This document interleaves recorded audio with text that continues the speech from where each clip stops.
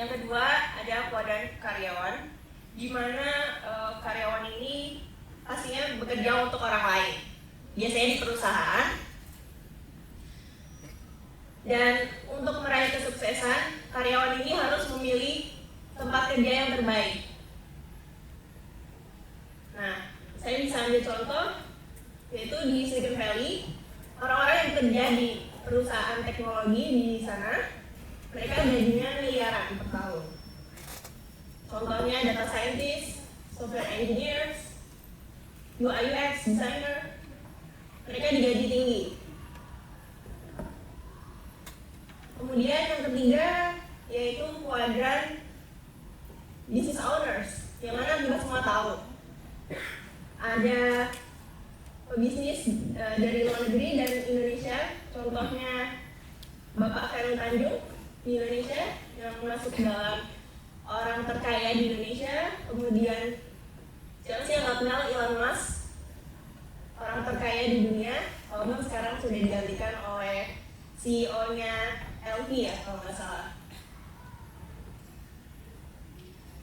Nah, yang terakhir, kuadran yang terakhir ini bisa dibilang favorit saya, yaitu investor. Gimana enggak? Kita bisa rebahan dan uang datang dengan sendirinya. Di sini ada yang udah pernah mulai investasi? 1, 2, 3, 4, 5. Oke, baru 5 orang ya. Sebetulnya saya sendiri pernah memulai investasi sejak kuliah, di mana saya itu dibiasakan oleh ibu saya untuk menabung. Kemudian setelah terkumpul sekian banyak, saya membeli emas. Saya beli emas, kemudian datanglah momen pandemi, di mana orang-orang membeli emas. Di situ harga emas naik kan. Tapi di momen itu saya nggak butuh-butuh amat uang, jadi saya jual emas saya. Ya lumayan, per gramnya dapat sekitar 200 sampai 300 ribu. Nah, setelah pengalaman pertama saya investasi, saya makin pede dong. Akhirnya saya mencoba instrumen investasi yang lebih tinggi resikonya. Akhirnya saya coba reksadana dan kripto setelah saya lulus kuliah. Sayangnya tidak sesuai ekspektasi saya. Saya cut loss banyak banget, dimana sekitar ratusan ribu, dan akhirnya saya berhenti berinvestasi di kedua instrumen itu.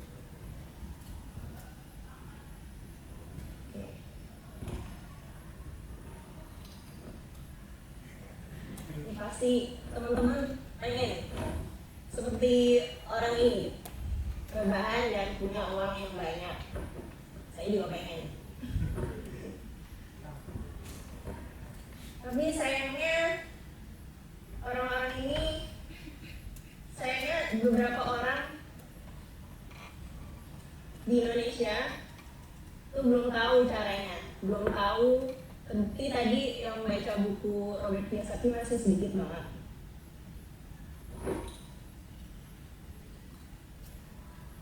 Nah, di situ setelah saya mengalami kerugian berinvestasi di reksadana dan kripto, akhirnya saya pikir ulang.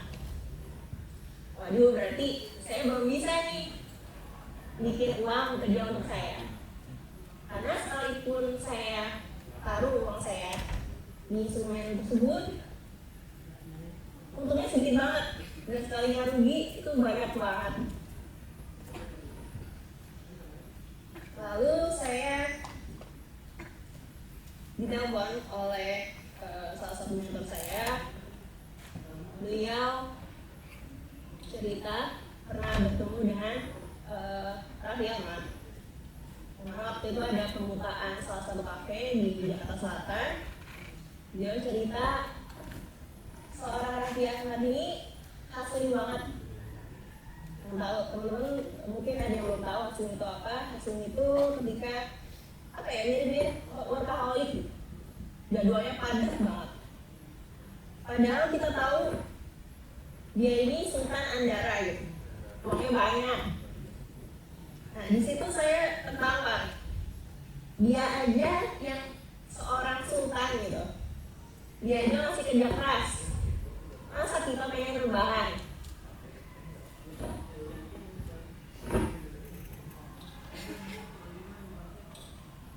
Dan saya cukup miris ya melihat berita-berita ini, orang-orang yang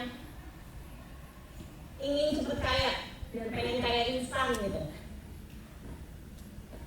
Ada yang nggak bisa bayar hutang, kemudian bunuh diri, kemudian yang terbaru itu karena dia investasi di kripto, tapi ternyata dia rugi.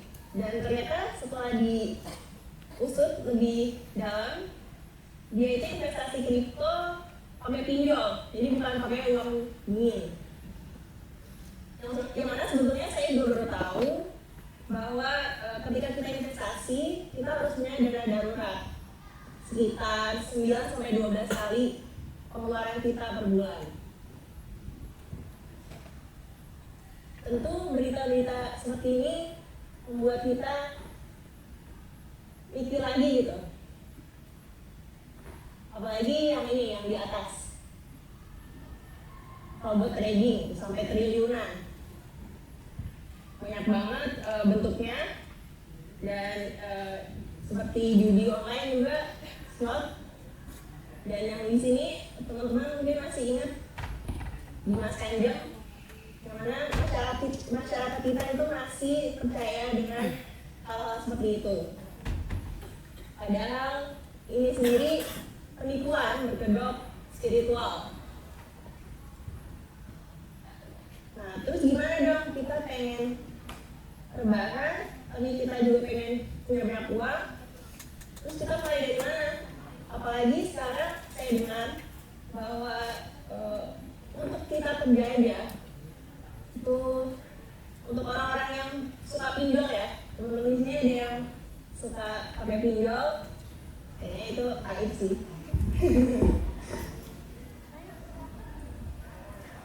Jadi orang-orang yang apa ya, tagihannya tuh banyak dan belum dibayar, itu ada namanya BI checking, di mana kita tuh nggak bisa diterima kerja karena terhambat itu.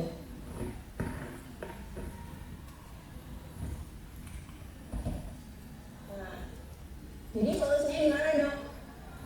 Nah, kita ingat dengan mendiang Steve Jobs, kata beliau, connecting the dots by looking backward.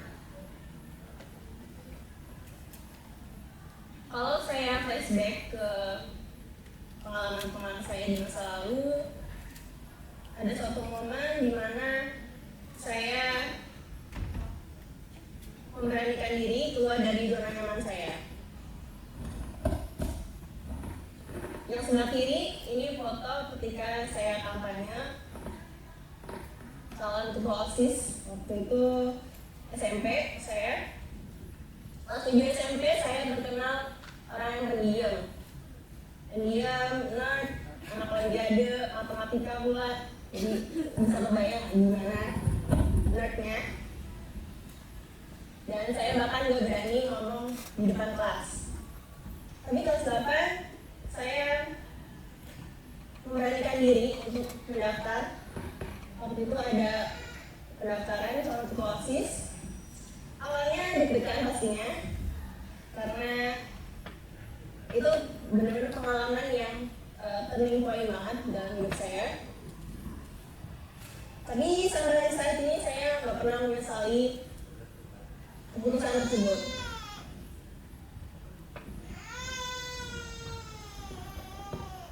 Di mana keputusan tersebut membuat saya menjadi pribadi yang lebih pede. Jadi kalau teman-teman ini masih takut-takut menerima tantangan atau masih takut mencoba hal baru, ya, mungkin teman-teman harus coba sekarang juga. Kenapa? Karena itu bisa bermanfaat buat teman-teman. Mungkin manfaatnya nggak kelihatan sekarang, bisa jadi bertahun-tahun setelahnya. Tapi setelah ini saya jadi ketagihan untuk berorganisasi. SMA saya ikut organisasi, kuliah pun juga, dan saya diamanai berbagai posisi manajemen.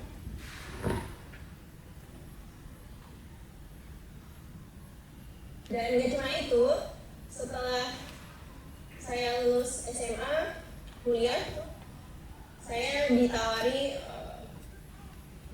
berbagai opportunity untuk berbicara di depan umum, jadi speaker dalam seminar-seminar baik dalam kampus maupun luar kampus. Dan alhamdulillah itu dibayar gitu. Jadi kalau teman-teman saat ini masih takut untuk public speaking atau yang lain, coba dulu aja. Barangkali itu menghantarkan teman-teman pada opportunity yang lebih baik.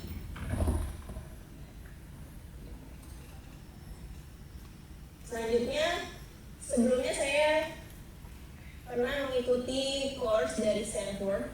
Dimana kita tahu Stanford itu salah satu universitas terbaik di dunia.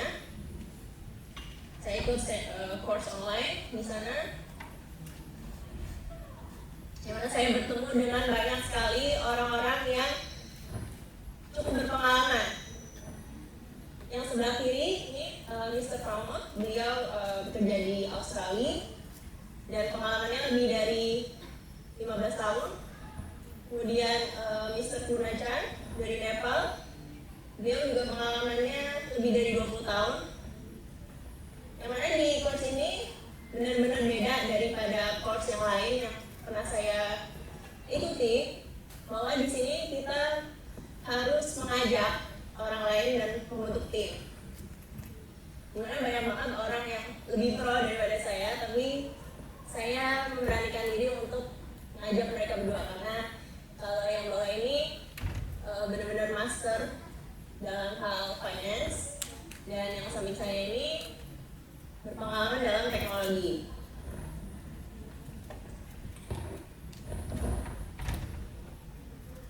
Nah, kemudian ada momen di mana pastinya ya, sebagai seorang founder, biasanya kita itu sebelum mulai akan fundraising ke investor atau ke inkubator. Saya nggak tanggung-tanggung, saya coba inkubator yang terbaik, inkubator global, Y Combinator, tapi saya mendapatkan penolakan. Meskipun begitu, saya tetap melanjutkan apa yang saya cita-citakan, yaitu mengembangkan bisnis saya di bidang digital, di bidang IT. Akhirnya saya mengikuti salah satu workshop yang diadakan oleh UK Embassy, di mana saya bertemu dengan banyak sekali founder sesama perempuan, dan juga saya bertemu coach saya. Saya bertanya dengan coach saya, bisa nggak sih coach, kita itu mulai bisnis tanpa modal, tanpa follower yang banyak, dan mulai aja gitu, bisa nggak sih? Dan beliau akhirnya bilang, kamu nggak perlu butuh banyak follower, nggak perlu butuh banyak modal, kamu cuma perlu orang-orang yang butuh. Kamu cuma perlu mengetahui orang-orang yang butuh sesuatu. Misalkan ada orang yang butuh konsultasi seputar IT, ya kita deketin orang itu, kita tanya,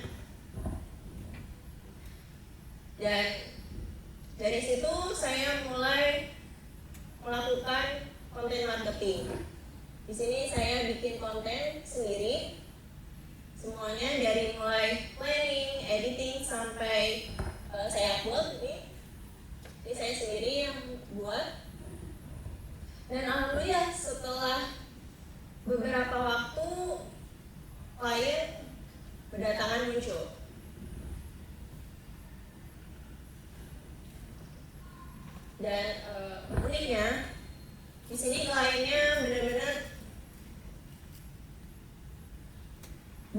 dengan produk yang kita butuh, yang kita tawarkan. Karena kita mulai dengan konten marketing ini dan kita benar-benar mencoba untuk dekat dengan mereka.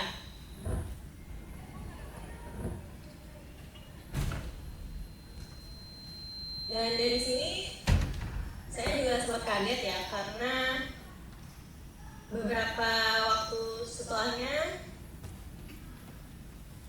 klien mendatangkan dan tentunya itu berbayar.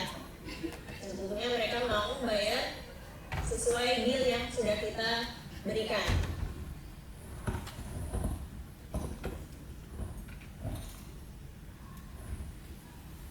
Oke, selanjutnya ada, dan Pacific Place itu salah satu mall favorit saya.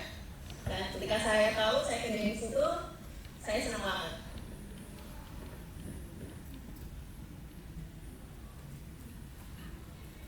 At the end of the day, kita melihat bahwa untuk meraih kesuksesan atau mendapatkan kekayaan, kita nggak bisa diam-diam aja.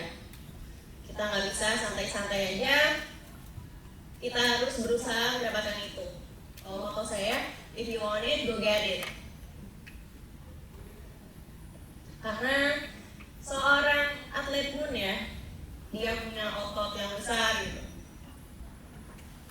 Tentunya dengan berlatih dan mengalami kesakitan gitu. No pain no gain. So untuk teman-teman semua di sini, jangan pernah berharap kita bisa merasakan comfort zone ketika kita sendiri bukan anak orang kaya, bukan dari keluarga yang mapan, sehingga akan lebih bijak kalau kita bekerja keras untuk apa yang kita inginkan dan mencoba hal baru sampai kita mendapatkan apa yang kita mau. Thank you.